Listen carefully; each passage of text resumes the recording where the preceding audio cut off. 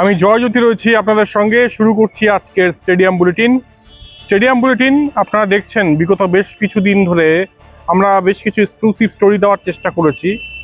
আজকেও সেই স্টোরি নিয়ে আলোচনা করব। আসলে কি বলুন তো, এই মুহূর্তে ভারতীয় ক্রিকেট ঠিক জায়গায় নেই, মানে ভারতীয় ক্রিকেটে সব কিছু ঠিকঠাক চলছে না, এটা বলে দেওয়াই যায়। আর একটা খবর অলরেডি ঘুরছে সোশ্যাল মিডিয়া, আপনারা দেখছেন নিশ্চয়ই, যে অজিত আগারকারকে হয়তো সরিয়ে দেওয়া হতে পারে। এবার বলি যে অজিত আগারকারের সঙ্গে এই যে দূরত্বটা, বিসিসিআইয়ের সঙ্গে অজিত আগারকারের যে দূরত্ব, চিফ সিলেক্টর যে দূরত্ব, এটার সূত্রপাতটা কীভাবে হলো। আপনারা জানেন যে ইংল্যান্ডের সিরিজ চলছিল, ভারত বনাম ইংল্যান্ড ওডিআই সিরিজ রিসেন্টলি শেষ হলো। সেখানে রোহিত শর্মাকে চিফ সিলেক্টর এবং হয়তো ভারতীয় দলের কোচও ছিলেন, হেড কোচও ছিলেন, তাকে বলা হয়েছিল যে তিনি স্কিম অফ থিংসের মধ্যে নেই 2027 ওডিআই ওয়ার্ল্ড কাপের জন্য, যেটা স্বাভাবিকভাবেই রোহিত শর্মার মতো একজন সিনিয়র ব্যাটারের বা সিনিয়র ক্রিকেটারের খারাপ লাগবে। কারণ এটা কিন্তু একটা ওয়ে হতে পারে না, রোহিত শর্মা বা বিরাট কোহলিকে ট্রিট করার ওয়েও এটা হতে পারে না। অজিত আগারকার তার টেনিউরে হয়তো সফল, কিন্তু বেশ কিছু জায়গায় যেভাবে ট্রিট করা উচিত সিনিয়র ক্রিকেটারদের সেভাবে ট্রিট করা হয়নি। সেম অ্যাজ মানে গৌতম গম্ভীরের বেলাতেও আমি একই কথা বলবো।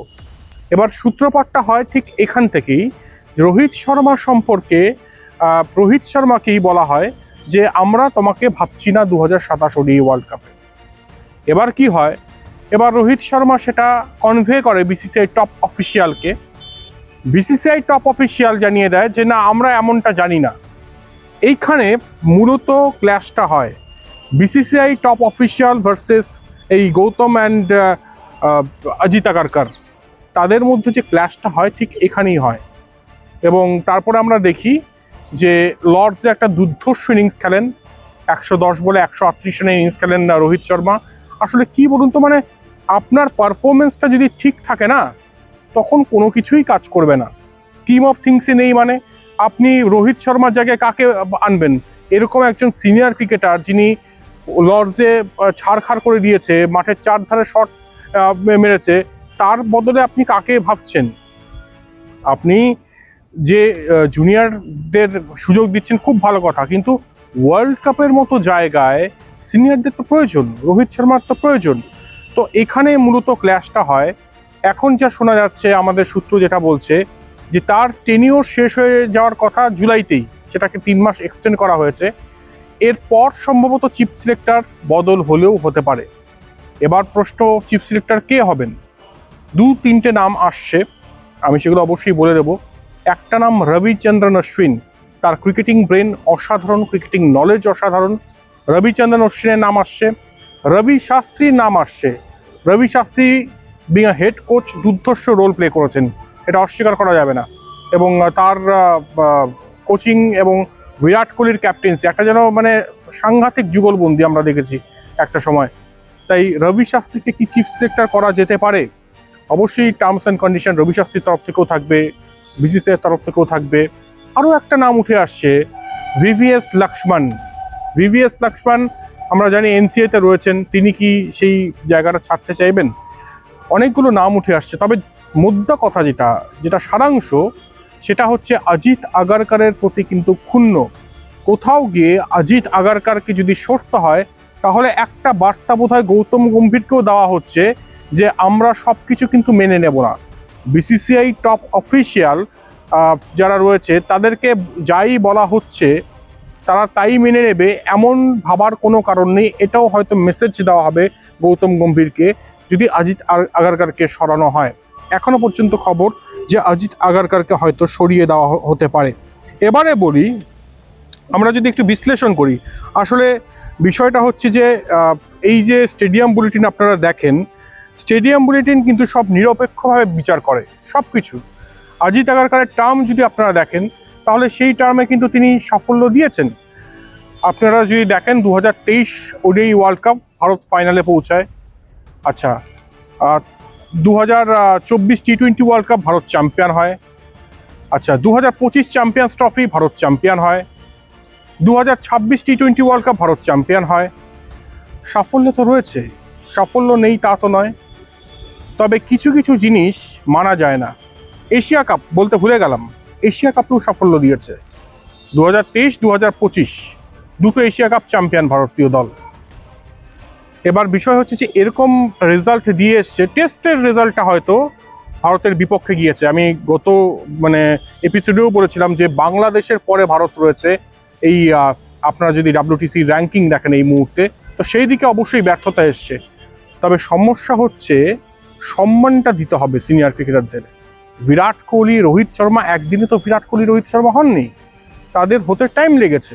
তো আপনারা যদি বিরাট কোহলিকে সেইভাবে ট্রিট না করেন, আপনারা যদি রোহিত শর্মাকে সেইভাবে ট্রিট না করেন, আজকে টেস্ট স্কোয়াডে তারা খেলতেন, অবশ্যই খেলতেন, কিন্তু আমরা দেখলাম কি ওই James Anderson, Sachin Tendulkar test সিরিজের আগে তারা দুজনই হঠাৎ অবসর নিয়ে নিলেন। কেন অবসর নিয়েছেন? নিশ্চয়ই তারও কিছু রহস্য রয়েছে। রহস্যটা এটাই যে গৌতম গম্ভীর চান যে নতুন টিম ইন্ডিয়া আসুক, শুভমান গিলের নেতৃত্বাধীন টিম ইন্ডিয়া। অবশ্যই ইংল্যান্ডে ভারত ভালো পারফরমেন্স দিয়েছে, কিন্তু তারা থাকলেও ভারত ভালো পারফরমেন্স দিত, এমন নয় যে তারা থাকলে ভারত খারাপ পারফরমেন্স দিত। আপনারা দেখুন না, 3 নম্বরে যিনি ব্যাটিং করছেন সেই ইংল্যান্ড সফরে খুব বেশি রান তো করেননি। তো ওটাই বলার।